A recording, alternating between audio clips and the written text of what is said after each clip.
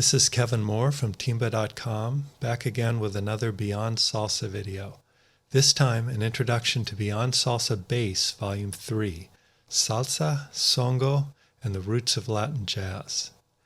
As explained in previous videos, the bass series is also our history series, and there's a lot of history to be covered in order to set the stage for the already published Volumes 6 and 7 on the great Timba bassist Alain Perez.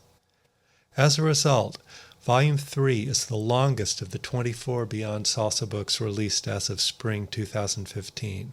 It comes in at 440 pages and 464 audio files as we tie together all of the storylines we've been following, add in several more, and bring the whole saga up to the critical year of 1989, as the Berlin Wall fell and the Timba Revolution began in earnest in the streets of Havana.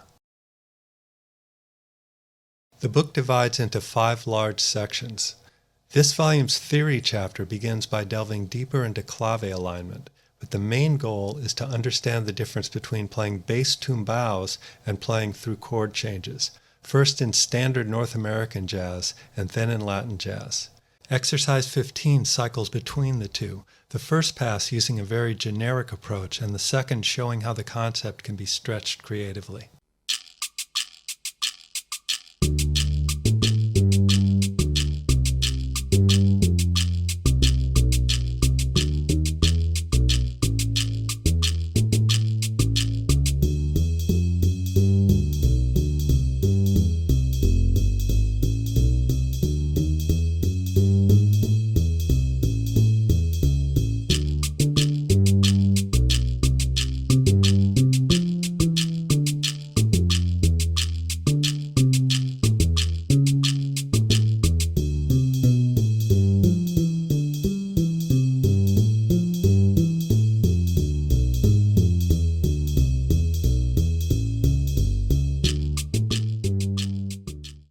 The Latin Jazz chapter begins with the world-changing collaborations of Dizzy Gillespie, Chano Pozo, and Mario Bauzá in New York.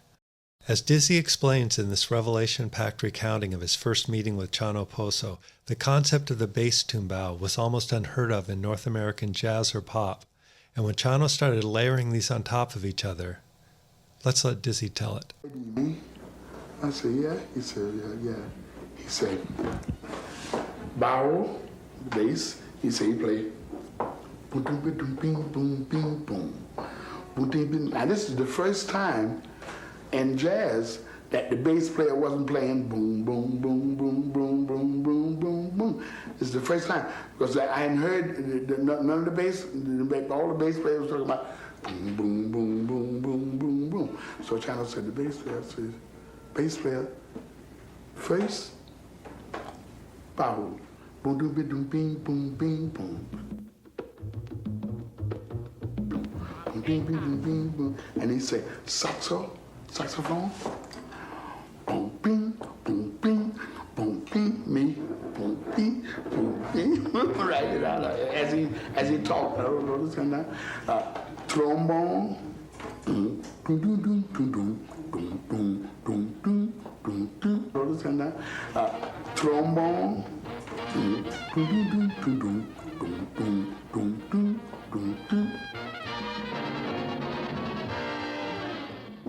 Trumpet. Boom, ping, boom, ping, boom, ping, boom, ping, boom,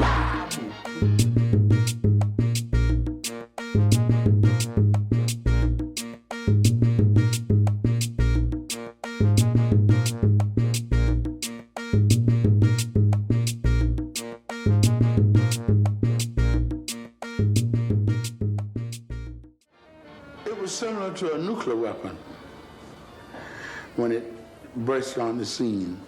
They'd never seen a marriage of Cuban music and American music like that before.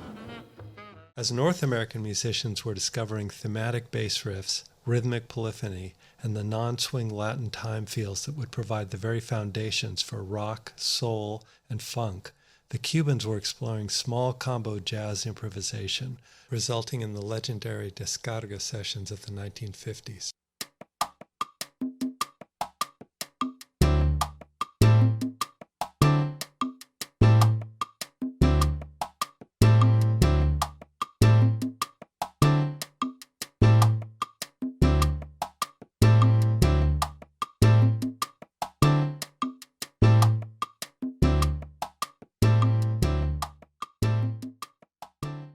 Having covered the descarga sessions of the 50s, we've now brought all of the Cuban storylines we've been following up to the pivotal Cuban Revolution of 1959. In Chapter 3, we catch up on another key Caribbean island, Puerto Rico. After a brief overview and side-by-side comparison with Cuba, we dive into the endlessly fascinating genre of plena.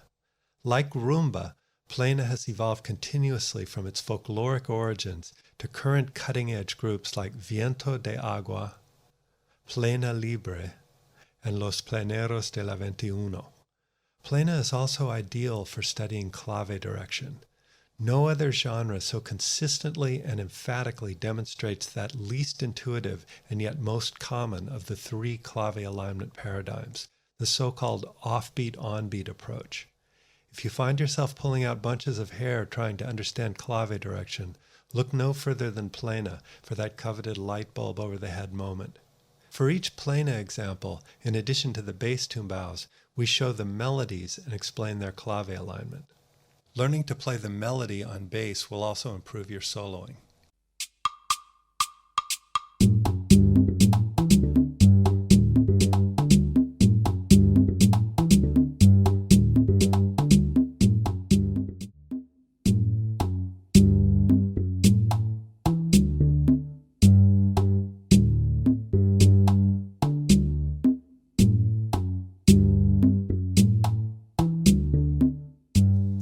One of the greatest Puerto Rican groups was Rafael Cortijo y su Combo, which later spun off El Gran Combo, the solo career of Ismael Rivera, and the years ahead of its time Cortijo y su Máquina del Tiempo.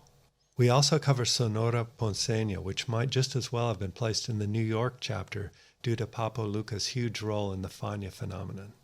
Finally, we touch on the Songo of the 1980s via the innovative group Batacumbele, featuring the young Giovanni Hidalgo. The last two chapters cover 300 pages between them, so I'll just provide a quick summary here. Chapter 4 covers the New York scene from the Mambo era of the 50s with Machito, Tito Puente, and Tito Rodriguez, to the Charanga Pachanga craze of the early 60s, to the Boogaloo craze of the mid-60s, to the multifaceted salsa boom that took the world by storm all through the 70s and 80s. I spent many months on this chapter, deciding that if I was going to use the Beyond Salsa trademark, that I'd better know exactly what salsa is. Well, it turns out that what salsa is an even more hotly debated polemic than clave changes and dancing on two.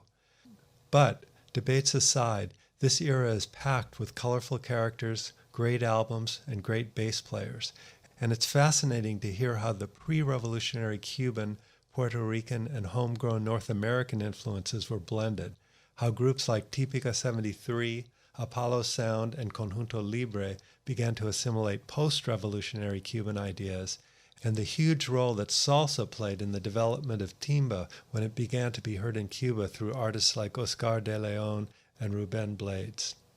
Chapter 5 returns to our original mission statement, with a bass tumbao for every piano tumbao in Beyond Salsa Piano Volumes 3 and 4, covering the period from the Cuban Revolution to the dawn of Timba. There are many additional tumbaos and a greatly expanded study of the tumbaos, efectos, and tempo changes of the tremendously underappreciated powerhouse Ritmo Oriental. Looking ahead, we already have YouTube videos on Beyond Salsa Bass Volumes 6 and 7 on the phenomenal bassist Alain Perez, and I have enough material for 2 more volumes on him. I'm also currently researching Volumes 4 and 5, which will cover the Timba explosion of the 90s and the eclectic mix of new styles that have arisen in the 21st century.